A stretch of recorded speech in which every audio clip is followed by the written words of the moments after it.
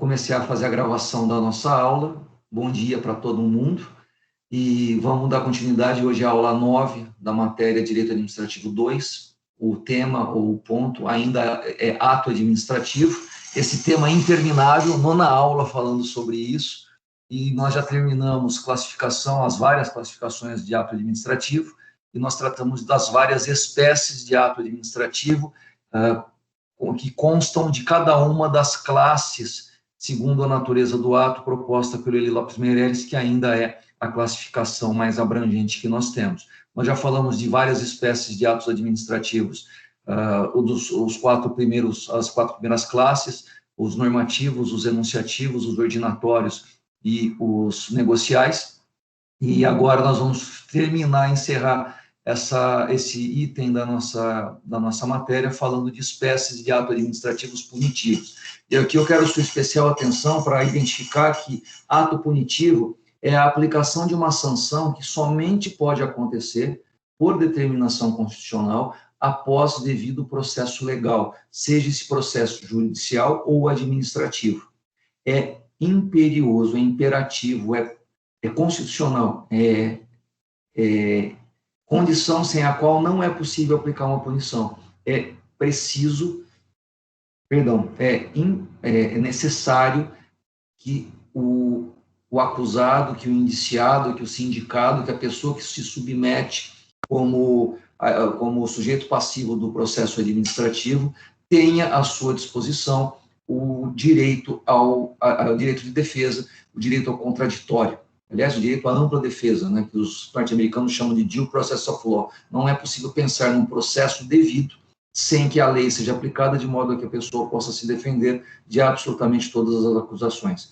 Veja, não está se dizendo que o réu tem o direito de ser inocentado, ou que ele tem um direito subjetivo a ser declarado inocente. Ele tem o direito de apresentar todos os fatos impeditivos, modificativos ou extintivos do eventual direito do autor no processo civil, e no processo administrativo ele tem o direito de utilizar de todos os meios possíveis para provar que aquela conduta que aconteceu, que a sua autoria, não estão definidas. Eu não estou dizendo que ele vai fazer prova negativa. Quando alguém é acusado de ter realizado de realizar uma conduta no serviço público, e aquela conduta é considerada ilegal e passível de demissão daquele servidor público, claro que o servidor não vai provar que ele não fez. Não existe a possibilidade de uma prova negativa ou provar que um fato não aconteceu. Ele simplesmente vai apresentar todos os meios de prova possíveis que deem à comissão processante, que deem à autoridade pública a convicção de que aquela pessoa que está sendo acusada não estava presente no local dos fatos no momento que os fatos aconteceram, ok? A função dele é desviar dele a indicação ou direcionamento da acusação, tudo bem? Isso não é muito diferente do processo civil, isso não é muito diferente do processo penal, mas, como a gente está falando de direito administrativo, estou sendo específico com relação à minha disciplina. Então, ali no item 10.5 do nosso segundo roteiro, estamos falando de atos administrativos punitivos, e a classe pode ser entendida como esses atos possuem uma sanção imposta pela administração, abre aspas, a todos aqueles que infringem disposições legais, regulamentares ou originatórias dos bens ou serviços públicos. O que significa? Se o servidor público ou se um cidadão descumpre a lei, descumpre um regulamento ou descumpre uma ordem do superior hierárquico, claro que descumprimento de ordem do superior hierárquico não afeta cidadão, tudo bem? Dos bens ou serviços, todos que infringem essas disposições relativas a bens ou serviços públicos podem sofrer uma sanção de um ato administrativo punitivo. Os atos punitivos, óbvio, visam a punir e ou reprimir infrações administrativas ou conduta irregular dos servidores ou os particulares perante a administração. Isso, fecha aspas, Eli Lopes Meireles. Os atos punitivos ou atos sancionatórios têm seu fundamento no poder de império da administração sobre os particulares ou no poder hierárquico e disciplinar sobre os agentes públicos. Por favor, se vocês puderem passar um amarelo, deixar highlight, colocar um monte de estrelinha, coraçõezinhos ao largo dessa última frase, eu acho muito importante. O administrador público aplica a lei de ofício e ele comanda, ele impõe, ele pode punir um particular, ele pode punir um cidadão por força do seu poder de império. É o atributo da imperatividade que permite ao administrador público impor, fazer cumprir, fazer observar a lei, no caso concreto, em relação aos cidadãos. Porém, quando se trata de servidor público, quando se trata de agente público que passou num concurso, que foi indicado, livremente nomeado ou eleito para uma função pública, estas pessoas, elas serão subordinadas a um administrador público superior a elas, e este chefe, este superior, tem a prerrogativa de impor uma punição, não pelo poder de império, mas pelo poder hierárquico. São duas estruturas diferentes, mas ambas permitem a imposição de atos punitivos, ok? Quando sobre os particulares, são atos de atuação externa ou extroversa, do guichê para fora sempre é extroverso, do guichê para dentro é sempre introverso. Então, quando os agentes públicos sofrem punição, aquilo é uma atuação interna ou introversa. Quando os particulares sofrem a punição, uma multa de trânsito, aquilo é uma atuação administrativa externa ou extroversa. E aí, seja a punição decorrente do poder de império sobre particulares, seja decorrente dos poderes hierárquico e disciplinar sobre os agentes públicos, a penalidade tem base necessariamente na lei, pois não é possível impor sanções senão mediante lei. Toda punição tem que estar prevista em lei. Não é possível uma penalidade ser prevista por ato normativo. O ato normativo, ele simplesmente pode definir, por exemplo, um caso, a lei diz que um servidor público que cometeu um determinado ato ilícito administrativo poderá ser suspenso de 30 dias a 90 dias. Cabe ao administrador decidir discricionariamente se, naquele caso concreto, aquela pessoa que será punida com suspensão de 30, 31, 32, 33, 59 ou 60 ou 90 dias. Não está dizendo na lei qual é exatamente, se é em 30 dias ou se for 90. O administrador poderá discricionariamente decidir isso, mas ele não tem a prerrogativa de decidir 29 e nem decidir 91. Ele tem um limite que a lei o determina para ele, certo?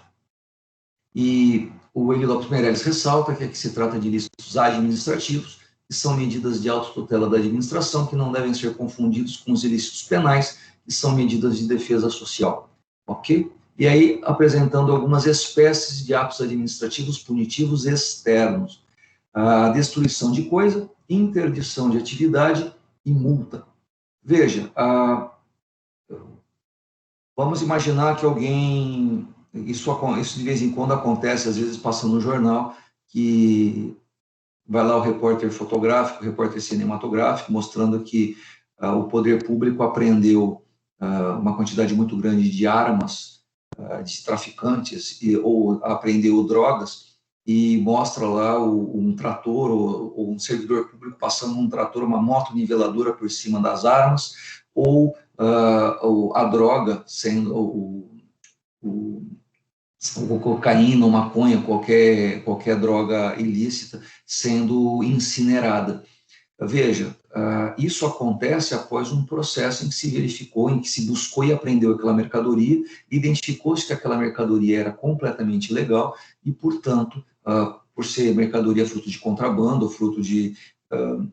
por serem bens que não se encontram disponíveis para uso pelo cidadão, elas serão destruídas, mas só poderão ser destruídas ao final do processo, e durante o processo elas estarão sob custódia do poder público, devidamente apreendidas. É um pouco diferente de bens que são trazidos do exterior e que têm comércio liberado no Brasil, ou seja, bens lícitos. Se por acaso um amigo seu volta de Miami ou volta de Cidade del Este, cheio de material, cheio de produtos legítimos na mala, escondido na mala, e a Receita Federal o pega, né, a aduana, o Serviço Aduaneiro Brasileiro pede para ele abrir as malas, encontra um monte de perfume, um monte de aparelhos de telefone celular, aparelhos eletroeletrônicos, relógios, em grande quantidade. Veja, todos aqueles bens, eles são lícitos, você pode comprá-los quantos você quiser. O problema é que você precisa pagar imposto. Ou seja, Como não houve naquela situação o pagamento do imposto devido de importação, a autoridade pública busca e apreende aqueles bens e dá um tempo durante o processo administrativo para que a pessoa que teve os bens apreendidos apresente o pagamento dos impostos. Caso ele não apresente o pagamento dos impostos, aqueles bens apreendidos serão declarados perdidos e aqueles bens que eram privados se tornam bens públicos. E aqueles bens, por não serem bens de uso especial, por não serem bens que a administração pública utiliza no seu dia a dia, eles serão postos em leilão público para que quem quiser comprá-los, para quem quiser arrematar o lance, vai dar dinheiro e o poder público vai receber dinheiro pelos bens que foram apreendidos. Veja, os bens foram perdimento de bem é uma penalidade, é uma sanção aplicada a particulares. E a mais famosa de todas, a multa, principalmente a multa de trânsito. Mas se por acaso um comerciante for pego vendendo produtos fora do prazo de validade, ele pode tomar uma multa por causa daquilo. Se por acaso a sua balança, na hora de pesar os pães na padaria, está batizada, ele poderá ser punido com pena de multa. Em algumas situações, a pena é até maior. Como eu falei sobre interdição de atividade, ele pode ter o alvará de funcionamento cassado, e a cassação do alvará de funcionamento faz com que ele fique impossibilitado de atuar no comércio. E agora, espécies de atos administrativos punitivos internos. Há um erro aqui, eu gostaria que vocês corrigissem o seu roteiro, por favor. Eu falei que são espécies de ato administrativo interno, e estes são os atos administrativos que devem ser considerados corretos. O servidor público pode sofrer uma advertência, ele pode sofrer uma admoestação verbal, ele pode sofrer uma pena de censura. Isso tudo fica registrado no prontuário do servidor público, e durante o tempo em que isso fica registrado, até 5 anos, ele fica impedido, por exemplo, de progredir na carreira. As promoções só podem acontecer em relação aos servidores públicos que têm a ficha funcional limpa. Se por acaso houver algum registro durante aqueles 5 anos assim, ele teria direito a uma promoção por tempo de serviço, mas na data que ele teria o direito à promoção, ver na ficha funcional dele que ainda está registrado ele ter tomado uma advertência e uma suspensão nos últimos anos. O fato de ter a suspensão e advertência no documento, na ficha funcional dele, impede que ele seja promovido. Então, ter uma advertência, puxa vida, não vai ter consequência nenhuma. Acaba tendo, em caso de promoção, ele vai ficar mais um tempo sem poder ser promovido. Nós temos aqui também como uma punição a aposentadoria compulsória. Por favor, quando eu escrevi aposentadoria compulsória, aqui eu estava me referindo aos cargos vitalícios, aos juízes e aos promotores públicos. Juiz e promotor, caso sejam submetidos a processo administrativo disciplinar, eles têm como maior punição possível a aposentadoria compulsória. Eles são mandados para casa, eles são aposentados como penalidade pelo descumprimento de alguma ação, algum ato que eles cometeram de maneira ilícita. Nada impede que essa pessoa que sofreu a aposentadoria, ou seja, vai para casa e continua recebendo os seus vencimentos, não mais como juiz, mas agora como juiz aposentado, não mais como promotor, mas agora como promotor aposentado, ele poderá perder os seus vencimentos se for condenado num processo judicial a ser eventualmente ajuizado depois do processo administrativo ou mesmo concomitante a ele. Mas, para todos os servidores estáveis, a maior punição possível é a demissão, ou, em alguns casos, a pessoa ficou 30 e poucos anos no serviço público e pede a aposentadoria voluntária. Nós falamos disso em Direito Administrativo 1. E um pouquinho antes dele se aposentar, instaura-se um processo administrativo, ou ele se aposenta e logo em seguida se instaura um processo administrativo disciplinar, e nesse processo se constata que aquele servidor que hoje está aposentado cometeu um ilícito passível de demissão. O poder público, como ele já foi aposentado, como ele já se aposentou, não tem como demiti-lo. mas existe a previsão legal de a aposentadoria daquele servidor ser cassada. Ele perde o direito a receber os proventos de aposentadoria porque foi punido por um processo administrativo disciplinar. Essa aposentadoria compulsória, ela existe em substituição à pena de demissão ou de cassação de aposentadoria para os servidores vitalícios. Servidor vitalício, juiz e promotor, se por acaso forem condenados num processo administrativo disciplinar, cuja pena é a maior possível, essa pena maior possível não é a demissão, essa pena maior possível é a aposentadoria compulsória, ok?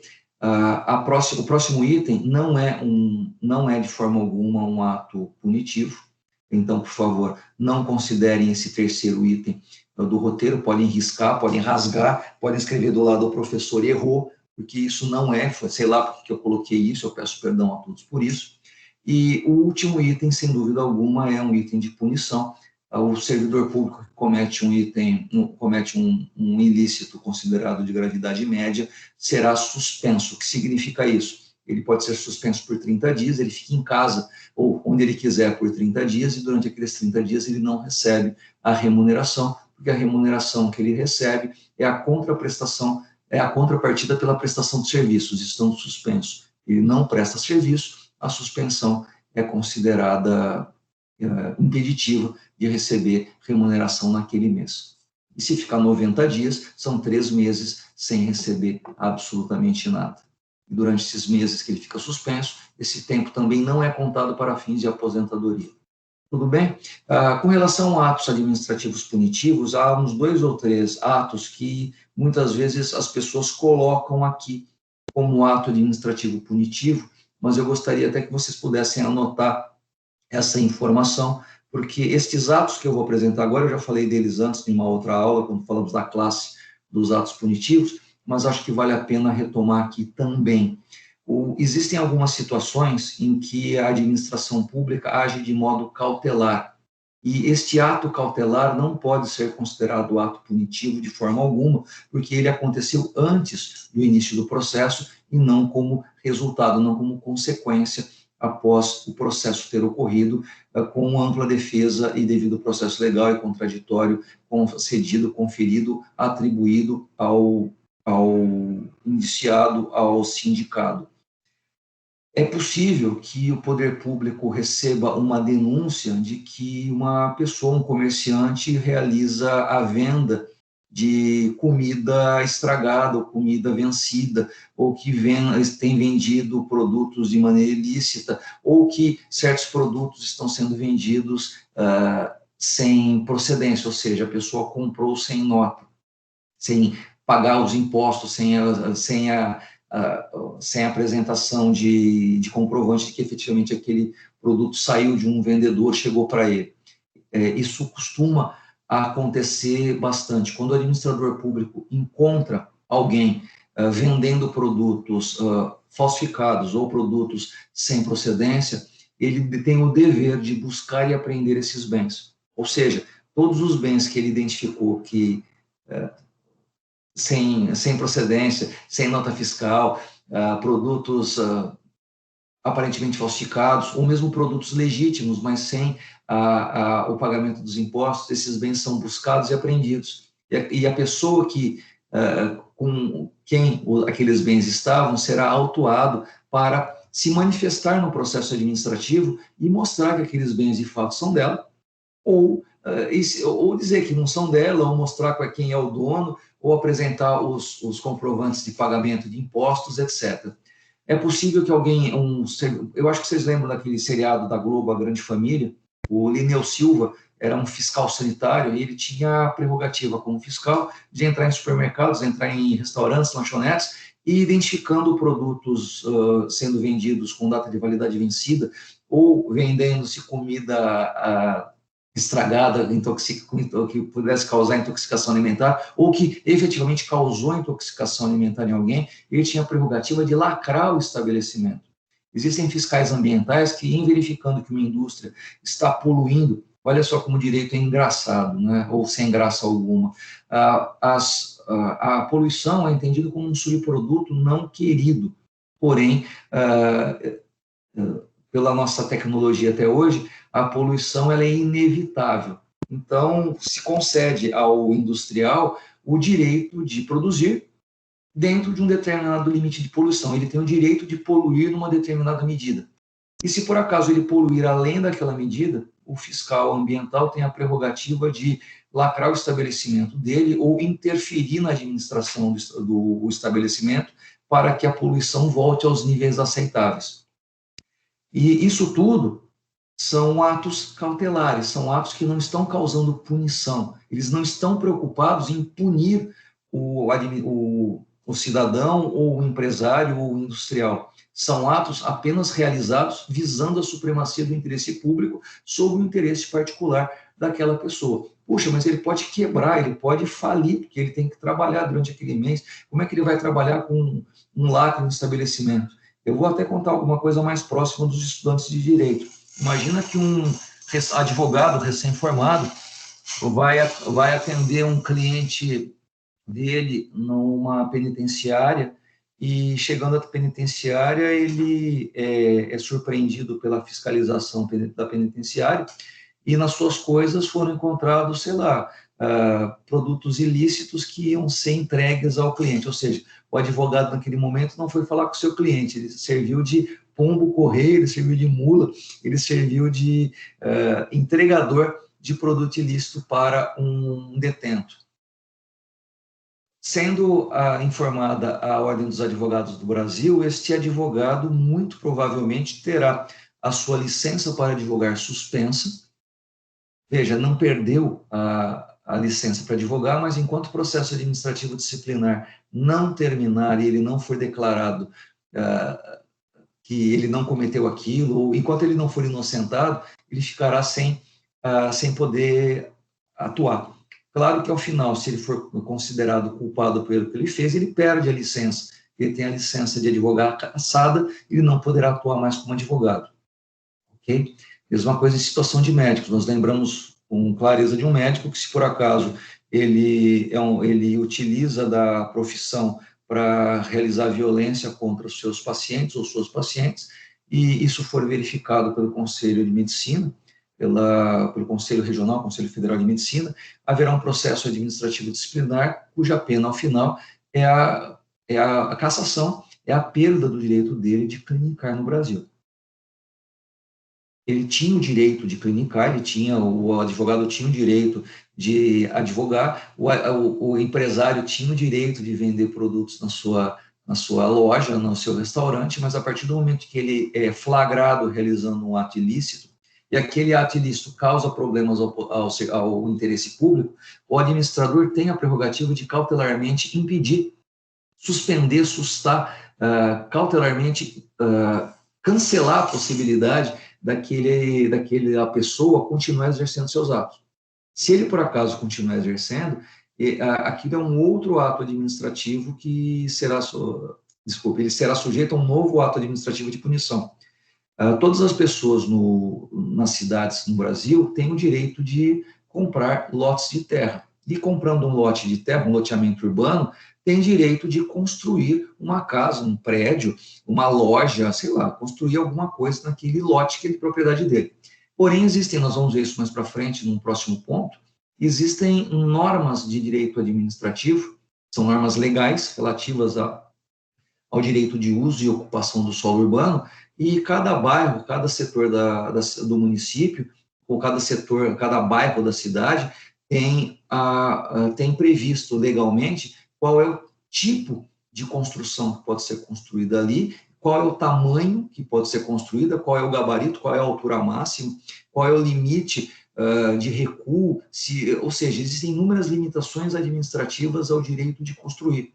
E para que a construção seja realizada de maneira lícita, é preciso que um arquiteto, que um engenheiro, apresente uma planta de construção na Secretaria de Planejamento Urbano do município, da cidade, e peça a aprovação ou autorização para iniciar a construção. Ou seja, é preciso obter um alvará de construção para que a construção possa ser considerada autorizada, para que ela seja considerada lícita. Nada impede, claro, que você, muito dono das próprias razões, construa uma casa ou construa um prédio no seu terreno, que é seu, do jeito que você quiser. Porém, se você não tiver o alvará de construção para fazer aquilo, um fiscal da prefeitura pode determinar o embargo da obra, ele suspende a construção. E se por acaso você continuar construindo, você estará cometendo um ilícito, porque não está respeitando a ordem de parar de construir. Ao final do processo de verificação se aquela construção está dentro ou fora das leis que permitem construção naquele imóvel, se por acaso alguma parede tiver sido construída fora dos limites autorizados por lei da construção, por exemplo, no lugar de dar um recuo de 3 metros do meio fio da guia, da calçada, para dentro, ou seja, é preciso haver, não é permitido atualmente nenhuma cidade do Brasil, ou quase nenhuma, de construir a casa desde a calçada, você precisa dar um espaço, um recuo para... A casa não pode ser construída bem no limite do terreno. Se você fizer isso, ao final do processo de verificação, é possível, aliás, é possível não, com certeza haverá uma determinação de demolição parcial da obra. Tudo aquilo que for construído além dos limites autorizados pela lei será determinada a pena de demolição. Existem formas de evitar isso. A gente pode tratar isso em direito urbanístico, a gente pode tratar isso em direito de construir, mas no momento eu queria apenas dizer que existem atos punitivos, mas os atos punitivos só podem acontecer ao final do processo. Antes ou durante o processo, esses atos que suspendem o direito da pessoa de exercer sua profissão, ou de exercer seu comércio, ou exercer sua indústria, ou perda da propriedade, a pessoa veio de Miami, veio de Orlando cheio de perfumes eletroeletrônicos escondidos na mala, além do limite autorizado de valores que você pode trazer do exterior, aqueles bens serão apreendidos pelo poder público até que se prove que houve pagamento dos impostos. Os bens inicialmente são apreendidos, mas não houve perda dos bens. A perda só acontece ao final do processo administrativo. Durante, não há possibilidade de punição. Não existe, juridicamente, punição, tecnicamente falando, antes da decisão final no processo administrativo. Tudo bem? Com isso, nós encerramos a classificação de atos administrativos. Com isso, nós encerramos o segundo roteiro do nosso tema atos administrativos, e com isso nós podemos ir para o terceiro e último roteiro de atos administrativos, e eu acho que a gente vai ficar nesse roteiro por mais umas 2 aulas, talvez 3. Por enquanto, alguma dúvida? Estou indo muito rápido. Vocês gostariam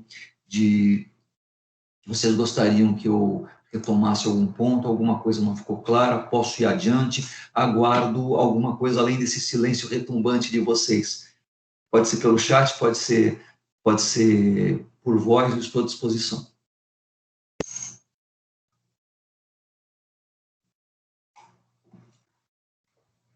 Recebi pode seguir. Ok. Vamos, então, para o roteiro, aula 12 e 13. Ok? Gente, nós estamos na aula 9, esse roteiro chama aula 12 e 13, porque era a forma como eu organizava as aulas antes da pandemia. Aliás, bem antes. Ok? Mas nós estamos na aula 9, apesar do roteiro chamar aulas 12 e 13, nós estamos na aula 9. Eu acho que a gente vai até uma aula 11 ou 12 com esse roteiro.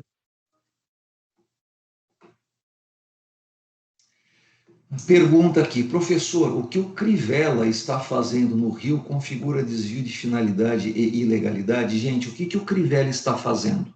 Eu não sei. Crivella, para quem não sabe, é o atual prefeito do Rio de Janeiro, e eu não faço a menor ideia se ele está fazendo ou deixando de fazer alguma coisa. Bom dia, professor. Posso falar aqui pelo áudio? Claro que sim. Ontem eu estava assistindo o Jornal Nacional e eles estavam. A reportagem da Globo foi fazer, tipo, várias reportagens nos hospitais municipais do Rio de Janeiro. Sim. E aí, ficava 2 caras com o celular na mão, de frente para o hospital. E aí, toda vez que o repórter ia falar com algum paciente que saía descontente do hospital, esse cara vinha e começava a tumultuar, a falar Globo lixo, Bolsomito e tudo mais. Aí descobriram um grupo no WhatsApp, que esses caras são contratados do Crivella, eles são cargos, alguns cargos de comissão, cargos especiais, se eu não me engano, e eles têm um grupo onde o objetivo, eles são contratados da prefeitura para fazer isso, para ir lá, eles recebem, tem gente que ganha 10 mil, tem gente que ganha 4 mil, e aí eles vão, e o objetivo deles é acabar com a imprensa. Então, tipo, lá no grupo, tinha alguns que falavam assim, gente, quem está no hospital de tal bairro, a Globo conseguiu fazer a matéria, perdemos essa chance, não podemos deixar isso acontecer. E aí eu fiquei me perguntando, esse ato dele entra em desvio de finalidade, de contratar pessoas para isso? Bom, vamos lá. Existe na prefeitura, ou existe em qualquer estrutura administrativa, os chamados cargos de confiança. Como nós falamos em Direito Administrativo 1, quando tratamos desses cargos em comissão de livre nomeação e livre exoneração, eles são cargos que permitem aos agentes eleitos organizarem melhor a sua agenda, organizarem o seu gabinete. Absolutamente todo poder legislativo, municipal, estadual ou federal, possui uma quantidade, ora grande, ora pequena, de cargos em comissão. Se você for para um município pequeno, por exemplo, Americana, Santa Bárbara do Oeste, nem tão pequenos assim, né? Ou menores, como Paulínia, mas Paulínia tem um orçamento enorme. Você vai para, sei lá, Hortolândia, bom, também é grande. Vai para Jaguariúna, pronto, que é menor. Ou vai para Pedreira. Oi? Montemor. Você vai para esses municípios que são bem pequenos e o vereador possui pelo menos a possibilidade de nomear 1 ou 2 servidores a título de confiança. O que esses servidores sabem fazer? Eu não sei se eles sabem fazer alguma coisa especificamente, mas eles são pessoas que são próximas ao vereador e são pessoas nomeadas para exercer a atividade da agenda pública desse vereador. Não há muita definição do que eles podem ou deixam de fazer. As prefeituras, elas possuem cargos de confiança em várias secretarias. O prefeito não possui muitos cargos de confiança ao seu redor. São geralmente técnicos, mas é possível em municípios ou estado que o governador ou o prefeito tenham certos cargos de confiança. E essas pessoas, elas estão muito mais preocupadas com a agenda, infelizmente. Eles confundem, muitas vezes, a ideia de que essa pessoa ela está lá para servir o público e não para servir o vereador ou o prefeito, ou o governador.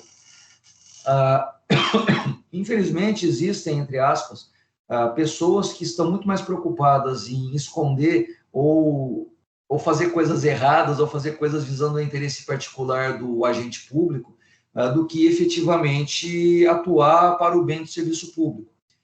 Eu realmente acho complicado ficar comentando reportagens de televisão, porque até pouco tempo atrás, as pessoas que hoje chamam a Globo de lixo achavam o máximo as reportagens da Globo a respeito da Lava Jato.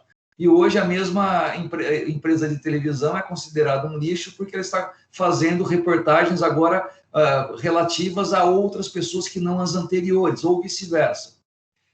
Mas de qualquer forma, tecnicamente falando, a partir do momento que nós temos um servidor público que possui a prerrogativa de realizar certos atos, e ele, no lugar de fazer aquilo, fica fazendo outra coisa, sem dúvida alguma, ele está num desvio de finalidade. Ele deveria realizar certas ações e está sendo, o seu expediente, ele está sendo remunerado naquele mês para fazer coisas que não têm muito a ver com o seu desiderato, com o seu mistério. Eu gostaria de ter acesso a informações de maneira mais precisa, porque às vezes acontece de as pessoas que estão fazendo isso são pessoas apenas imbuídas de certo espírito cívico e acham que estão fazendo certo. É muito comum. Eu me lembro que na véspera da eleição presidencial da última, havia muitas pessoas, houve uma denúncia na imprensa de que um dos candidatos estava se utilizando de internet, de inteligência artificial, para fazer disseminação rápida de informação pelas redes sociais. E aí, muitos que não se conformaram com aquela informação começaram a pôr na internet, no Facebook, no WhatsApp, que ele era um robô daquele daquele candidato a presidente. E muitos começaram a dizer, eu também sou robô deste candidato, eu também sou robô desse candidato. E essa informação e essa discussão acabou não sendo provada, comprovada ou investigada adequadamente naquela época. E existem essas discussões até hoje, não só no Brasil, mas também nos Estados Unidos. Um grande apoiador do atual presidente da República dos Estados Unidos foi recentemente preso, acusado de certas fraudes com relação às eleições lá, pelo uso indiscriminado desse tipo de expediente. Eu não conheço o processo eleitoral nem o processo administrativo nos Estados Unidos, mas se nós encontrássemos aqui no Brasil pessoas que nem nomeadas são para cargos públicos e nem interesse pessoal elas têm, ou seja, elas não são beneficiadas diretamente economicamente por ir até um determinado local e fazer campanha, ou mesmo depois de ele já está gozado isso, né? Porque o prefeito já está eleito e tem gente ainda atuando, fazendo campanha para o prefeito, né? Se essas pessoas forem efetivamente servidores públicos nomeados, sem dúvida alguma eles estão em desvio de finalidade, era para fazer outra coisa que não isso. Não faz parte, não deveria fazer parte, ou não faria parte do desiderato das atribuições de um servidor público livremente nomeado para um cargo em comissão, atuar na forma como você mencionou há pouco. Sem dúvida alguma, o que ele está fazendo é algo completamente fora das suas atribuições. É a mesma coisa que achar que um juiz de direito teria a possibilidade de acusar um réu por alguma coisa. Pelo princípio do devido processo legal, a última coisa que um juiz deve fazer é atuar como promotor. Aliás, pela divisão, pela separação de poderes, é uma coisa tão complicada que o juiz da execução penal não pode ser o mesmo juiz que condenou o réu. Veja só como a separação de poderes, ou assim, como o poder do Estado deve ser dividido, deve ser reduzido a competências determinadas, justamente para evitar que o Estado possa agir de maneira tirana sobre alguém. Veja, uma autoridade pública acusa, a outra autoridade pública julga e eventualmente condena, e uma outra autoridade pública promove a execução da pena, justamente para evitar que a pessoa seja submetida à força, ao alvedrio de uma única pessoa, para que a supremacia do interesse público, para a estrita legalidade, seja aplicada da melhor maneira possível. Agora, a partir do momento que você encontra, por exemplo, conluios entre o promotor, entre o juiz e o juiz da execução, de modo que a pessoa que sofreu a acusação, a condenação e a execução da pena não tenha absolutamente nenhuma possibilidade de exercício de algum direito, seja de defesa, seja de recurso, seja de execução da pena, de progressão de regime, nós estamos falando de alguma coisa que não tem nada a ver com o Estado Democrático de Direito. E por estarmos no Estado Democrático de Direito, existem prerrogativas, existem estruturas de proteção ao cidadão para permitir que ele possa usufruir de certos direitos. Infelizmente, isso a gente vê na mídia de vez em quando, né? Ou, como o pessoal fala, essa estrutura toda precisaria ficar mais clara em relação a todas as pessoas. Eu acho que vocês devem ter visto nas redes sociais recentemente, eu não sei se vocês viram, mas tenta dar uma procurada aí no Facebook ou no WhatsApp, uma senhora do Rio de Janeiro, a dona Tereza, explicando para outras pessoas da comunidade dela como que o juiz de execução penal ou como o diretor de um presídio deveria agir no sentido de fazer cumprir a lei de execuções penais. A mulher é uma senhora muito simples, dá para perceber pelos gestos, pelo local onde ela está, que ela é de uma simplicidade tremenda, mas ela conhece mais de direito penal e de execução, lei de execução penal, do que o diretor do presídio, onde o familiar dela está detento. Vale a pena encontrar isso para verificar que é possível compreender o direito segundo o Estado Democrático de Direito. Infelizmente, nós vemos o direito como uma estrutura de punição de certas pessoas e de proteção de outras pessoas. Infelizmente, nós separamos a sociedade de modo que o direito civil, o Código Civil, serve para um grupo de pessoas e o Código Penal serve para outras. E se por acaso acontece de o Código Penal ser direcionado para alguém que é daquele grupo do Código Civil, alguma coisa acontece naquela realidade para impedir que isso se realize. Ou seja, nós vivemos, infelizmente, numa estrutura que muitas vezes não é equânime, muitas vezes não é equitativo em relação a todas as pessoas, em relação a todos aqueles que vivem no mesmo estado de direito. Parece que George Orwell, em Animal Farm, falou, ou Revolução dos Bichos, falou algo que é extremamente verdadeiro. Todos são iguais perante a lei, mas infelizmente parece que alguns animais são mais iguais que outros. Acho que eu falei demais, né? Vocês me perdoem, depois a gente corta isso da gravação para não dar problema para ninguém. Ou deixa aí na gravação mesmo, tá tudo bem. Se eu falar mais, eu peço desculpas, ok? Mas eu não quero... Eu tentei responder a sua pergunta, Aline, da maneira mais jurídica possível. Você reparou que eu não falei em momento algum sobre A ou sobre B, e mesmo eu não sei efetivamente se o Crivella fez aquilo, e eu não sei nem se aquelas pessoas que fizeram aquilo eram efetivamente servidores nomeados pelo Crivella. Talvez sejam pessoas do grupo político interessados, ou sejam pessoas que civicamente se puseram naquela situação. Existem muitas pessoas que estão imbuídas num espírito cívico tão grande que eles realmente acreditam que aquilo é melhor para o país, é melhor para a nação, e saem pelas ruas fazendo alguma manifestação contra uma empresa de televisão ou contra uma empresa de jornal, achando que a empresa está fazendo alguma coisa contra a liberdade, contra a democracia ou vice-versa. Nós temos situações incríveis assim em todo lugar. Eu vou dar um exemplo que não nos causa problema porque não é no Brasil, mas recentemente, de novo, nos Estados Unidos, houve uma situação de guerra civil no estado de Milwaukee. Eu não me lembro agora qual é a cidade, acho que é Renosh. Gente, meu inglês, meu sotaque é terrível, mas lá em Milwaukee, alguns policiais resolveram realizar um choque de lei e de ordem numa comunidade negra, os policiais brancos, e deram 7 tiros nas costas de um rapaz negro que estava andando com 2 crianças que eram seus filhos. Ou seja, alguém que não estava causando absolutamente nenhum mal, que não estava fazendo absolutamente nada de errado, ainda mais porque estava com as 2 mãos, mandando a mão para cada uma das crianças, e foi alvejado por policiais na frente dos próprios filhos.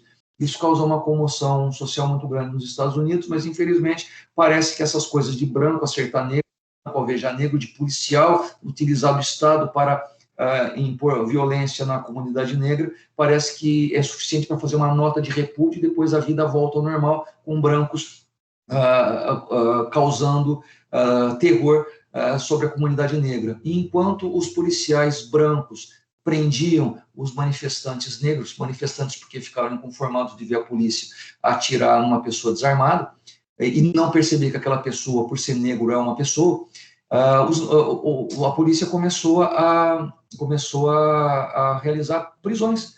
E durante essa situação toda apareceu um jovem branco munido com seu fuzil doméstico, ou seja, nos Estados Unidos isso é interessante porque as pessoas podem comprar fuzis, não são armas de uso exclusivo do exército, você vai no supermercado e compra a sua, e essa pessoa estava atirando contra outras pessoas na rua. E veja, essa pessoa branca, por ser branca e por estar atirando contra os negros, a polícia não o viu como uma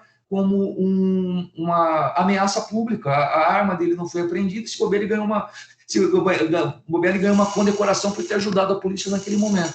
Eu, particularmente, tenho poucas informações a respeito disso, mas isso que eu estou falando para vocês foi algo que eu vi da mídia que me foi apresentada. Talvez esteja completamente enviesada, talvez nós tenhamos uma Globo Lixo lá nos Estados Unidos que mostrou a história desse jeito, para eu ficar com raiva da situação, por eu achar que realmente lá existe um racismo estrutural maior do que o que a gente pensa, mas essa foi a história que me foi passada pela mídia.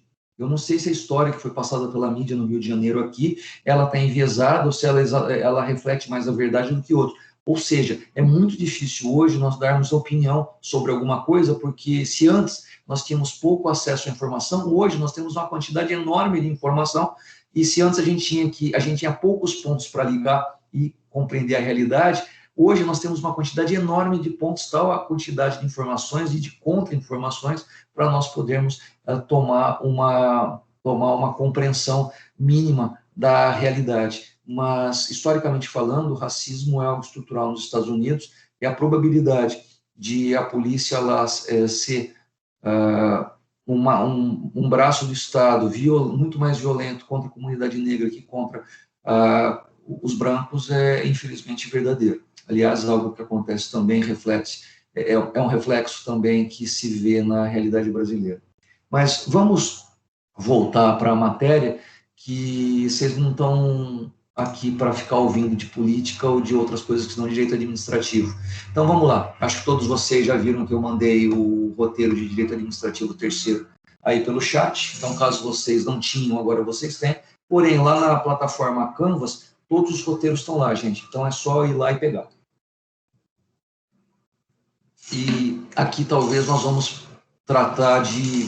Eu acho que a gente vai ficar várias aulas aqui nesse roteiro e é bom ir com calma nele. Eu acho que tem muita informação, tem muito conceito, então vamos com calma nesse roteiro aqui. Nós vamos falar agora de mérito do ato administrativo, nós vamos falar de vícios do ato administrativo, praticamente de novo em cada um dos seus elementos, formas de extinção dos atos administrativos, principalmente extinção por desfazimento, por revogação e por anulação. E vamos falar de prescrição, mas nós também, principalmente, nós vamos falar de decadência ou caducidade do ato administrativo. Se quiser corrigir a ementa, fiquem à vontade. Além de prescrição, caducidade. Ok? Bom, vocês estão no terceiro ano, terminando, vocês já passaram pelo... Vocês já são, eu gosto muito dessa expressão aqui da PUC Campinas, vocês já são meio advogados, né? Porque vocês já passaram na metade do curso. Eu adoro essa frase de vocês, espero que com o fim do isolamento social vocês possam fazer aquela festa com o melhor nome que eu já vi na vida, festa dos meio advogados. Né? Então, vocês já viram nos processos judiciais que as sentenças elas podem se referir, elas podem decidir, né? elas são decisões judiciais terminativas do processo, e ora elas resolvem o mérito, e ora elas acontecem sem resolver o mérito. O que significa mérito? Embora a gente tenha a ver com merecimento, mérito tem a ver com o objeto, tem a ver com o bem da vida disputado, tem a ver com o juiz entender que ele deve dar uma decisão naquela situação, existe situação para dizer quem é que está certo e quem é que está errado. Como vocês já conhecem do processo civil ou do processo, aliás, uma coisa interessantíssima, isso é teoria geral do processo, e praticamente todas as aulas de teoria geral do processo são lecionadas por professores que depois dão aula de processo civil. É muito difícil você encontrar um professor que depois vai te dar aula de processo penal e te deu aula de teoria geral do processo. É uma curiosidade interessante. Mas a teoria geral do processo, ela serve para processo civil, ela serve para processo penal, ela serve para processo trabalhista e serve para processo administrativo. Voltando, mérito tem a ver com, efetivamente, o juiz decidir sobre o bem da vida, sobre o objeto da discussão. Ele vai dizer quem é que está certo e quem é que está errado. Ele vai, efetivamente, completar a questão, ele vai decidir de maneira... Assim, o juiz poderá, naquela situação, explicar, explicitar, declarar, definir como a lei deve ser aplicada ao caso concreto. Às vezes, por falta de condições da ação, ou até antes, por falta de pressupostos processuais, o juiz recebeu uma petição inicial e há tantos problemas naquela petição inicial que ela não é passível de ser recebida pelo judiciário. Ou seja, há tantos problemas, ela precisa ser emendada por um monte de motivos. Ou aquele processo foi demandado por alguém que não era parte, veja, para você entrar com processo judicial, você precisa ser, entre aspas, tá? Agente capaz ou autoridade competente ou uma parte que tem legitimidade para fazer aquilo. Eu não tenho legitimidade para ajuizar uma ação pleiteando o direito de alguém. Veja, se por acaso um amigo meu foi injustiçado, eu não tenho como ajuizar uma ação pedindo indenização pelos danos que ele sofreu. Se eu fizer isso, o juiz vai olhar, desculpa, mas você é o Josué, você não é o João. O processo está encerrado sem resolução de mérito. Ele nem quis saber qual era o direito que eu estava pleiteando, porque o direito não era meu. Então, não houve resolução de mérito. E se não há resolução de mérito, eu posso até entrar de novo com a ação, etc. Okay? Não há coisa julgada, aquelas coisas que vocês já são bacharéis e vocês já conhecem. No direito administrativo, o administrador, ele aplica a lei de ofício, e como aplicar a lei e quando aplicar a lei ao caso concreto são coisas que são definidas pelo administrador. A lei dificilmente vai dar todas as condições, vai predeterminar o que o administrador deverá fazer. Quando o direito administrativo foi desenvolvido, foi identificado como uma disciplina autônoma, ou como uma área do direito autônoma em relação às outras, principalmente ao direito privado, se identificou naquele momento que, assim como, acho que vocês lembram de Montesquieu, assim como ele dizia que o juiz era a boca da lei, ou seja, naquela época o juiz deveria aplicar a lei exatamente como a lei mandava. Essa ideia do juiz autômato, o juiz uma inteligência artificial, o juiz um robozinho, que faz a subsunção do fato à norma, que enquadra a situação na lei exatamente do jeito que o legislador manda, era entendido também com relação ao administrador. O administrador aplica a lei de ofício exatamente como, assim, os dois, administrador e juiz, eram entendidos como a boca da lei. Eles não criam direito, eles simplesmente aplicam direito existente. Quando se fala de mérito, significa simplesmente que o juiz e o administrador naquela época aplicariam o direito segundo as condições específicas do caso. A lei já está dada e a lei será aplicada conforme a lei foi determinada. Havia a ideia de subsunção vinculada. O juiz não criava nada, simplesmente aplicava ao caso concreto, e o administrador aplicava de ofício a mesma lei em cada um dos casos concretos. O mérito era visto como isso, a aplicação da lei de ofício na situação própria, conforme o entendimento do juiz ou do administrador. Se bem que naquela época entendia-se que o mérito era simplesmente a aplicação precisa da lei.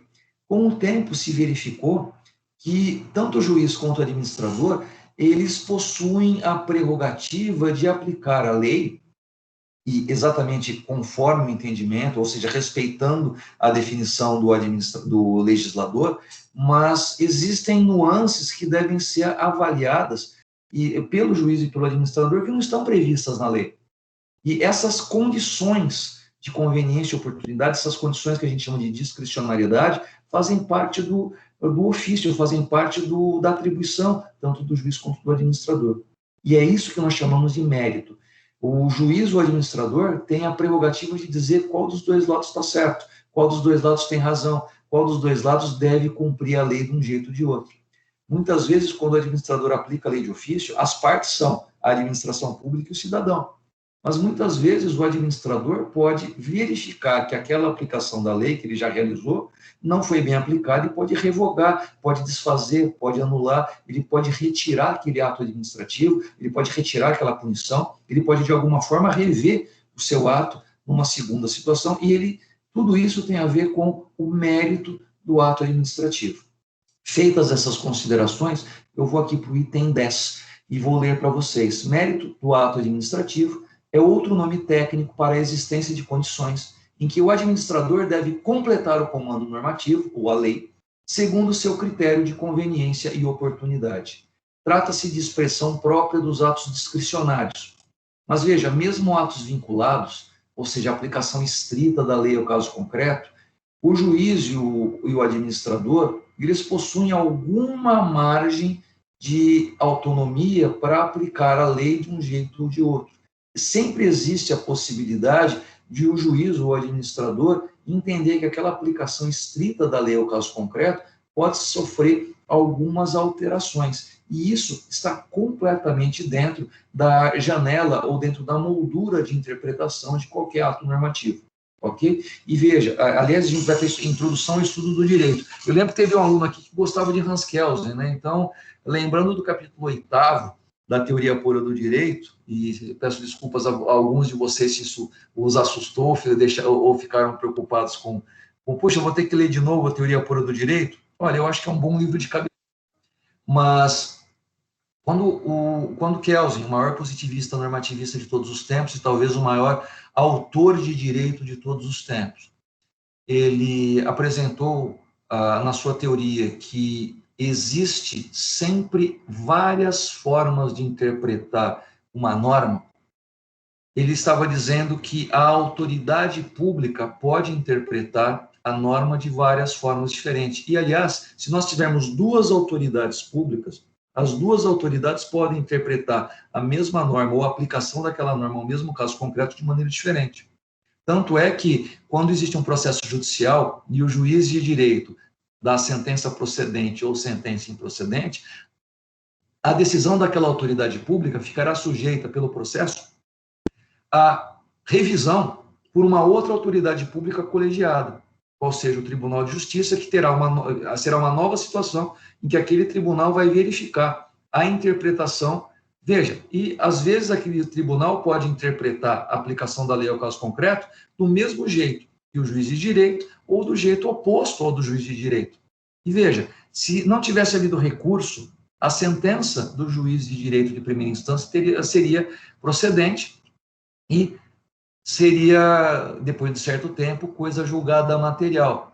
E aquela sentença seria a norma válida de solução daquela situação. Porém, houve recurso, veio para o tribunal e o tribunal decidiu reformar completamente aquela sentença, o que significa que essa nova autoridade interpretou a aplicação da lei ao caso concreto de uma maneira completamente diferente da anterior, e essa aqui que vai valer e ser eficaz, e esse acordo que será a coisa julgada a determinar a vida das pessoas. Veja, a lei era a mesma, o caso concreto era o mesmo, duas autoridades públicas distintas fizeram a verificação da aplicação da lei ao caso concreto e tiveram duas decisões diferentes. Aliás, essas duas autoridades públicas poderiam ter decidido a situação de uma maneira completamente diferente da apresentada pelo autor e da apresentada pelo réu. Veja, é uma situação em que nós temos 4 interpretações, o autor dizendo que está completamente certo, o réu dizendo que o autor está completamente errado, o juiz de direito dando uma sentença parcialmente procedente e a autoridade do tribunal dizendo que aquela sentença tem que ser entendida de outro jeito. 4 interpretações diferentes, as duas partes que estão presentes na relação jurídica entendendo a coisa de um jeito, cada um, a autoridade pública, o juiz, entendendo de um jeito diferente das duas, quer dizer, a autora apresentou um problema para o juiz perguntou para o réu, pelo contraditório, o que estava acontecendo, entendeu de um jeito diferente do que os dois falaram, e o tribunal entende de um jeito diferente do que os 3 apresentaram. Isso acontece? Sim. Professor, cadê a segurança jurídica? Né?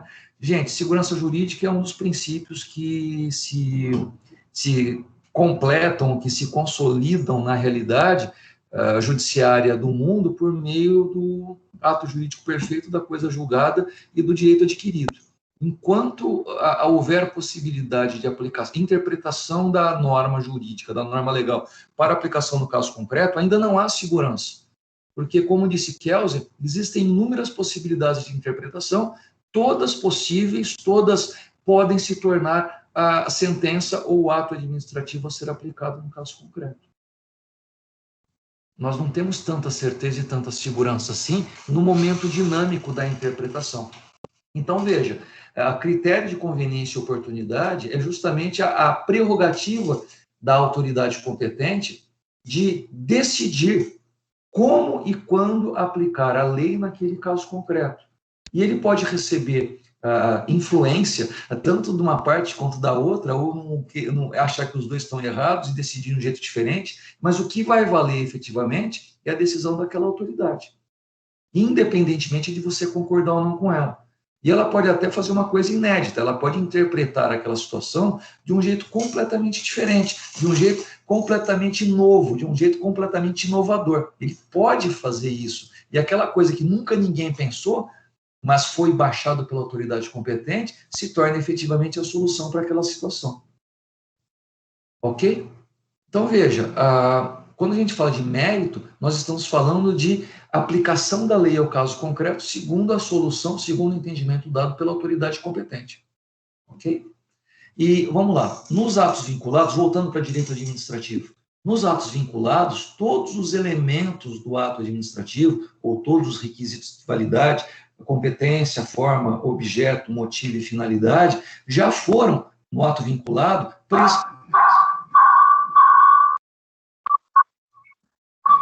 E aí?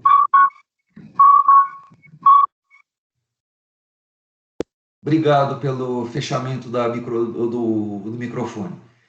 Bom, vamos lá. Nos atos vinculados, todos os 5 elementos do ato administrativo já foram definidos, já foram descritos no comando normativo do legislador. Não há margem de decisão para o administrador decidir sobre qualquer um dos elementos. Tudo que lhe resta fazer no exercício da função legislativa, ou melhor, arroba aí, no exercício da função administrativa, é cumprir a ordem legal. Veja, a função do administrador é aplicar a lei de ofício. Se a lei já vem prontinha, fechadinha para aplicar no caso concreto, a função do administrador é subsumir o fato à norma, enquadrar. Puxa vida, eu sou fiscal de trânsito, tem um carro parado, estacionado em cima da calçada, a minha função é multar e até guinchar aquele carro, porque o Código de Trânsito Brasileiro determina que a autoridade de trânsito deve fazer exatamente isso. Eu não tenho muita opção. O meu dever é cumprir a lei naquele caso concreto. O meu dever numa situação se eu sou policial militar, se eu sou policial civil e vejo um crime em andamento, a minha função é prender em flagrante. É o meu dever realizar, dar a ordem de prisão em flagrante delito. Qualquer um, né, qualquer cidadão tem a possibilidade de dar a voz de prisão a outro cidadão em flagrante delito. Mas nós não somos obrigados a fazer isso. Já o policial tem um dever funcional de fazer isso na situação em que estiver acontecendo. Ok? E outra, né? Se por acaso você está andando na calçada e alguém resolve entrar, assim, quando você está passando, ele para o carro na calçada, fecha, você pode chegar para ele e falar assim, ô moço, você está estacionando o carro no lugar proibido. Ele olha para você e faz assim, eu estou, obrigado, valeu pela informação. E vai embora. Porém, se a pessoa que fala para ele, ô moço, tudo bem? O senhor está estacionando no lugar errado. E ele está com uma farda de policial militar, ou ele está com um uniforme do fiscal de trânsito, é muito capaz que o motorista vai olhar para essa autoridade pública, senhor autoridade, me perdoa, eu não viu a placa? Não, eu não vi que o senhor estava aí multando, já estou tirando o carro, me perdoa.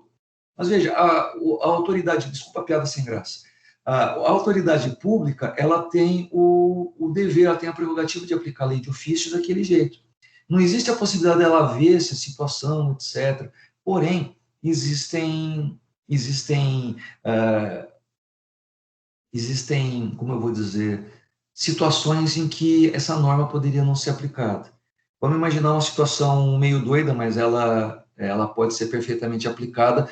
Não que eu tenha visto isso acontecer, mas eu já ouvi falar de situações, então vira lenda urbana, mas é totalmente dentro da norma. Vamos imaginar que um casal, tarde da noite, a mulher está grávida, cutuca o marido e fala, olha, vai nascer, eu tô tendo uma contração muito forte. Os dois entram no carro e correm, pegam o carro e vai a toda velocidade para a maternidade. E durante esse trajeto, ele não está nem um pouco preocupado com o sinal vermelho, ele não está nem um pouco preocupado com o limite de velocidade. Ele vai dentro da cidade a 100 por hora até a maternidade, estaciona o carro de qualquer jeito em cima da calçada, pega a esposa no colo e leva para a maternidade para que o filho nasça, para que a filha nasça numa boa. E aí, no dia seguinte, está lá feliz da vida, 2 dias, 3 dias em casa, feliz da vida, com a criança no colo, etc., e chega pelo correio uma quantidade enorme de multas, né? Todos os sinais de trânsito tinham radar e todos os radares fotografaram a placa, e um policial ainda, quando ele estava passando pela maternidade naquele dia, naquele horário que ele estacionou o carro em cima da calçada, botou uma multa para ele, todas as multas chegaram na casa dele. Ele poderá perfeitamente ir até a administração de trânsito e mostrar para ele que aquele roteiro é da casa até a maternidade, mostra a certidão de nascimento, mostra que a declaração ele mostra claramente que ele estava fazendo o serviço de uma ambulância, ele estava exercendo a função de uma ambulância, ele estava fazendo o que era devido. Numa situação dessa, existe a possibilidade do administrador entender que uma ambulância faria exatamente aquilo, e naquela situação ele poderia ter as multas consideradas insubsistentes, porque efetivamente ele estava exercendo uma função diferente. É mais ou menos a mesma situação, lá em direito penal, de você ser acusado porque matou outra pessoa. Né? O exemplo do professor de direito penal é sempre aquele mesmo. Se por acaso você matou em legítima defesa ou no exercício do cumprimento do dever legal, você não pode ser punido de forma alguma, porque afinal de contas você estava numa situação de cumprimento de dever ou você estava numa situação de proteção da própria vida. Existem situações em que, veja, a conduta foi a mesma, mas o administrador tem o dever de, em certas circunstâncias, verificar que as circunstâncias do cometimento do ato ilícito eram não só esperadas, mas eram até obrigatórias, e retira as multas. Mas tudo isso é passível de verificar. Veja, vamos imaginar que você pegou o carro e saiu correndo que nem um doido em direção ao estádio de futebol porque você estava com pressa de chegar a tempo de ver a final do campeonato. E, olha, ainda que a autoridade pública torça para o mesmo time que você, ele não estará autorizado a liberar as multas que você teve em todos os sinais de trânsito e por estacionar em local proibido apenas porque você precisava ver o seu time ser campeão. Não existe esse interesse público numa situação dessa, ok? Vamos lá. Nos atos vinculados, todos os elementos são dados pela lei, e nos atos discricionários, o legislador não teve ou não quis prever todas as possibilidades de aplicação da lei. Deliberadamente pode ter autorizado o administrador a aplicar a lei conforme seu juízo ou conforme sua discricionariedade. No entanto, mesmo nos atos discricionários, se vocês puderem achurar por um amarelinho aí, eu agradeço. Mesmo nos atos discricionários, ao menos 3 elementos do ato administrativo são integralmente prescritos na lei. Veja, nós temos atos vinculados, nós temos atos discricionários, mas mesmo os atos discricionários, dos 5 elementos, 3 são sempre vinculados. 3 elementos do ato administrativo, seja ele vinculado, seja ele discricionário, são dados pela lei e o administrador não tem como alterar isso. A competência sempre é dada pela lei. A autoridade não pode dizer, eu sou competente para fazer isso. A autoridade administrativa só é competente para fazer alguma coisa se há uma lei que determina que quem estiver naquele cargo é a autoridade competente. Ele não pode, estando no cargo, se achar competente para fazer alguma coisa. Isso é desvio de finalidade, isso é usurpação de função, isso é funcionário de fato, isso é algo nulo pelo direito. Não é porque eu me torno presidente de uma república que eu posso baixar um ato institucional e dizendo que, para a garantia da lei e da ordem, eu determino que todas as leis agora serão feitas pelo Poder Executivo. O nome disso é totalitarismo. O nome disso é golpe contra o Estado Democrático de Direito. Ok? Exemplos não faltam, tanto à esquerda quanto à direita quanto ao centro, das mais variáveis, nas mais diferentes repúblicas ou democracias do Ocidente. Vocês podem pegar desde década de 20 na Europa até década de 20 do século 20, do século 21, ao longo do Ocidente. Okay? Você dá um Google, você vai ver inúmeras situações de pessoas que foram eleitas ou que se alçaram à condição de presidente, que se tornaram ditadores. Tudo para o bem da população, tudo para o bem das instituições democráticas, sempre tem uma justificativa linda, porém baseada no exercício da força física ou da força militar contra os interesses ou a vontade efetivamente do povo. Ok? Vamos lá. Além da autoridade competente, da competência, no elemento competência, também a forma. O modo como o ato deve ser realizado, a solenidade a forma pela qual o ato é exposto, é explicitado, é baixado, é feito por lei. Não existe a possibilidade do administrador criar um jeito novo de fazer um ato administrativo. A forma ou o modo pelo qual ele se expressa tem previsão legal, ok? Ele não pode criar uma coisa nova. Ele baixa, a partir de agora os meus atos serão por vídeo, a partir de agora meus atos administrativos serão registrados não pelo Diário Oficial, mas por live no Facebook. Não faz sentido uma coisa dessas, ok? E a finalidade do ato administrativo sempre será dada pela lei. A finalidade pública, a finalidade de realização de um direito ou de uma garantia ou de um dever visando a supremacia do interesse público sobre o privado, sempre está presente na lei. A lei determina a finalidade, não o ato normativo. Não há possibilidade jurídica do administrador subverter ou desviar a finalidade. Se fizer isso, nós estamos diante de uma situação de improbidade administrativa e de crime contra a administração pública. Se há alguma margem discricionária para o administrador, ela só vai existir nos elementos motivo ou no elemento objeto. A lei, quando dá margem de manobra para o administrador se mover numa determinada situação, além do ato vinculado, nos atos discricionários vai haver margem de manobra no fundamento, ou seja, os motivos de fato ou os motivos de direito serão definidos, serão determinados ou serão completados pelo administrador, ou seja, vai haver no motivo de fato, é o administrador que vai identificar a situação da maneira que ele entender a devida. E no motivo de direito, ele vai completar os conteúdos jurídicos indeterminados, ou ele vai estruturar o modo pelo qual o servidor público ou o cidadão poderão pleitear a realização de uma determinada atividade. Com relação ao objeto, é a especificação, às vezes o objeto é determinável, por exemplo, a gente vai falar isso mais para frente, mas pelo horário acho que cabe fechar a aula com esse exemplo. Muitas vezes o legislador autoriza o administrador público a gastar dinheiro para fazer um equipamento de saúde ou fazer um estabelecimento prisional.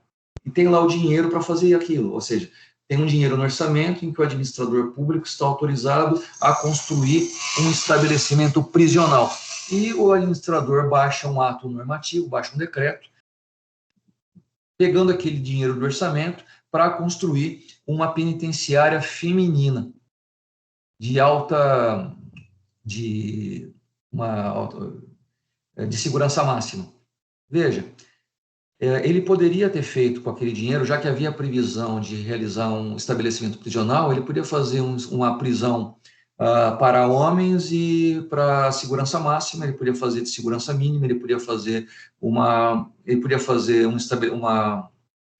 prisão para regime semiaberto. Não havia essa definição exata do objeto.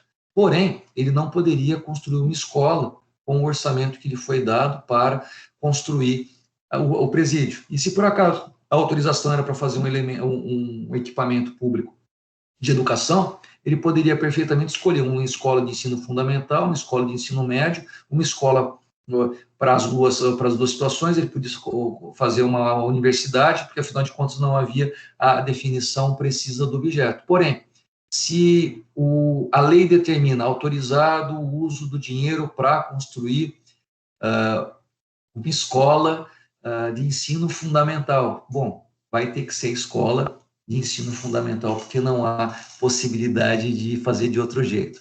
Veja, embora esteja escrito escola, ou embora esteja escrito presídio, claro que o administrador público, com base naquele recurso orçamentário, vai poder fazer a escola maior ou menor, com determinado material ou não.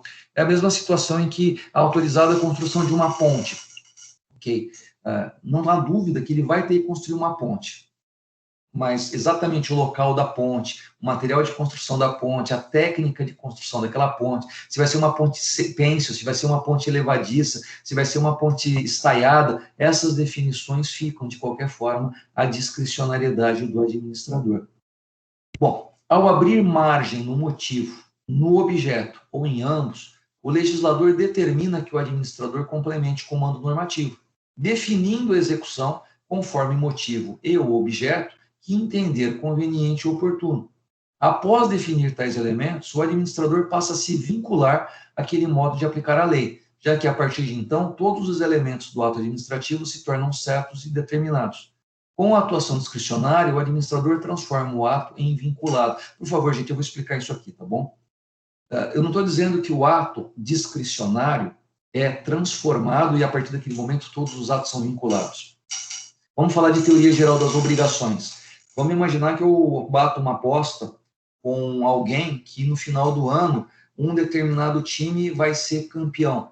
E eu aposto um engradado de cerveja com esta pessoa, ou 12 latinhas de cerveja com aquela pessoa, que o tal time vai ser campeão. Porém, aquele time não só não é campeão, como ele é rebaixado naquele ano.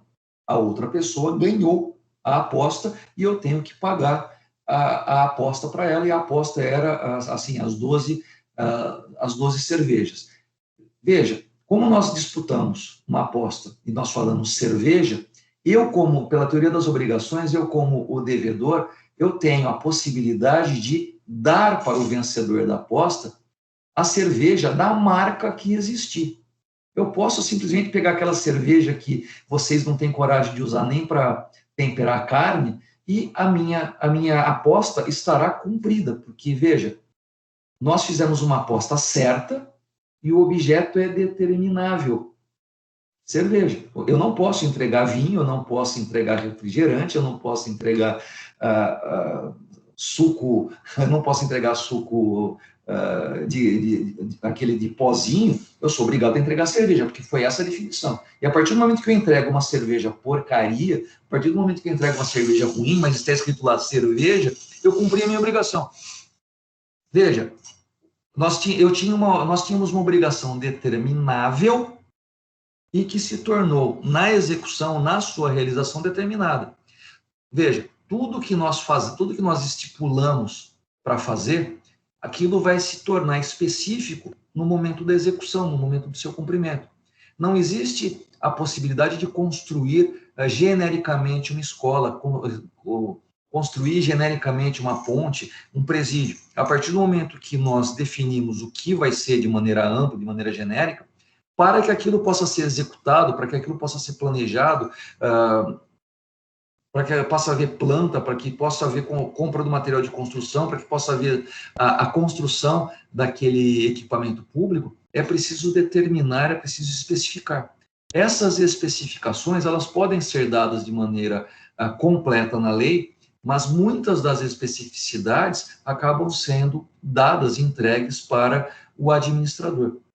Ao final, quando se realiza alguma coisa, nós sabemos exatamente o que aconteceu. O ato, depois que ele é realizado, depois que ele se torna realidade para nós conseguimos ver absolutamente todos os elementos dele. Nós sabemos o que a lei autorizou o administrador fazer, ou o que a lei mandou o administrador fazer, e aquilo que foi feito. E nós podemos fazer, e nós temos que fazer isso como administradores ou como operadores do direito. Nós temos que verificar, nós temos que comparar se aquilo que foi feito, o resultado prático do ato administrativo, efetivamente tem relação com aquilo que foi autorizado, aquilo que foi previsto como um ato administrativo assinado por autoridade competente, determinando que aquilo se realizasse. Se por acaso o que foi realizado, mas isso aqui aconteceu sem que uma autoridade competente tivesse determinado, isso que aconteceu vai ser considerado irregular, porque, afinal de contas, aconteceu algo que não foi autorizado por autoridade competente. Se a forma que a autoridade competente determinou para que isso acontecesse não foi prevista em lei, isso aqui é irregular, isso aqui não deveria ter acontecido, o ato foi nulo. Se por acaso a finalidade foi desviada, isto aqui é a prova de que houve desvio de finalidade. E se por acaso isto aqui foi determinado de ser construído conforme a previsão normativa, nós temos efetivamente algo que aconteceu de maneira vinculada. Porém, se o administrador público recebeu da lei as diretrizes, o direcionamento genérico de como isso deveria acontecer, ele teve que determinar a execução, ele teve que complementar os comandos legais, e isso aconteceu. Nós verificamos algo real, algo concreto, e a partir disso nós podemos estudar aquilo que acontece. É exatamente o que acontece no fórum quando o juiz se depara com o controle judicial de um contrato ou o controle judicial de uma obrigação entre duas partes, entre duas pessoas privadas. O autor informa que era para ter acontecido de um jeito, o réu informa que era para ter acontecido de outro, e o juiz vai decidir se a realidade daquelas pessoas aconteceu de acordo com o que estava previsto na lei ou de acordo com o que estava previsto no contrato.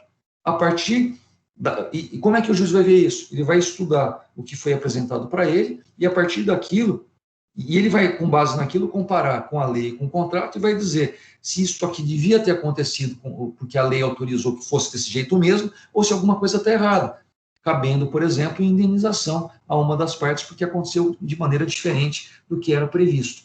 Isso acontece no direito privado, isso acontece no direito público, no direito administrativo. Nesse aspecto não há muita diferença. A única coisa que nós temos que verificar é se aquilo que aconteceu por determinação expressa da lei, ou seja, o administrador tinha que vincular-se àquilo que a lei determinou, ou se aquilo aconteceu por discricionariedade. O administrador completou comandos legais da maneira que ele entendeu mais adequada à supremacia do interesse público sobre o privado. Nunca é discricionário do jeito que o administrador achar melhor. Isso é arbítrio. O administrador sempre tem que fazer as coisas pensando na supremacia do interesse público, nunca pensando no próprio interesse, porque isso seria uma afronta ao princípio da impessoalidade. Ok? Gente, pelo horário, eu acho que nós não podemos prosseguir. Eu me comprometo a continuar a partir deste ponto aqui da página 1. Se vocês puderem, beleza, anotar que nós devemos continuar a partir daqui, porque nós temos muita coisa para falar. Talvez eu não vou conseguir sair da página 1, da página 2 na aula que vem, porque se nós não entendermos com precisão essas questões sobre distinção entre discricionariedade e vinculatividade nos dois únicos elementos do ato em que isso acontece, é melhor nós não seguirmos adiante. Tudo bem? Opa, uma dúvida? Pois não, Yolanda? Pode falar ou pode escrever.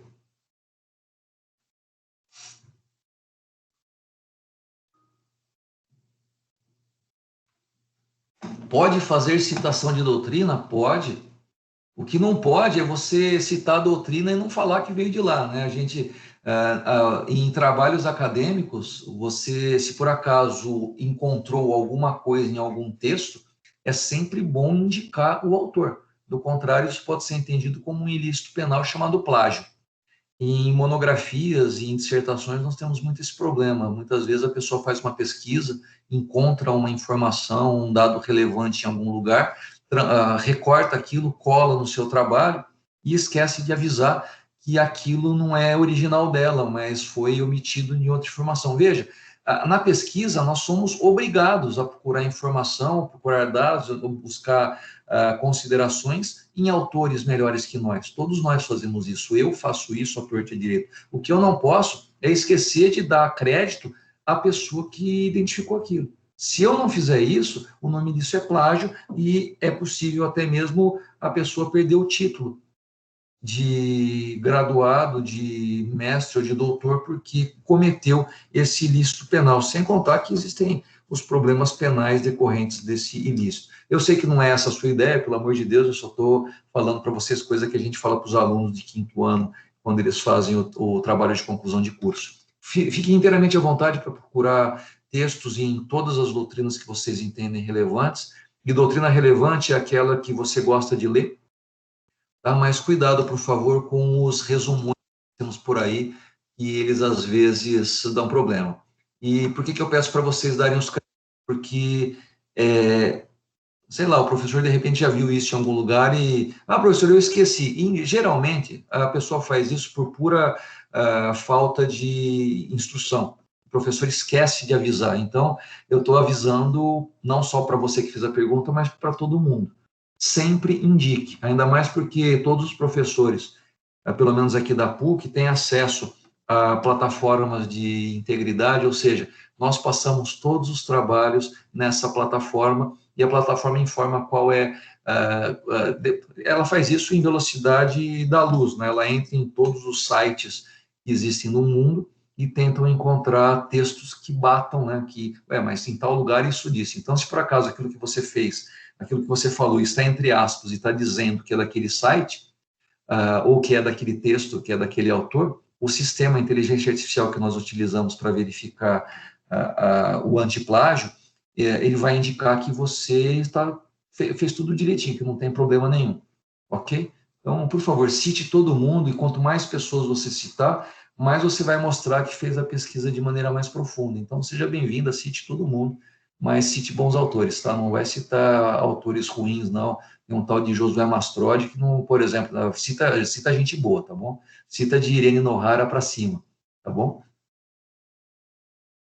Gente, pelo horário, eu agradeço muito.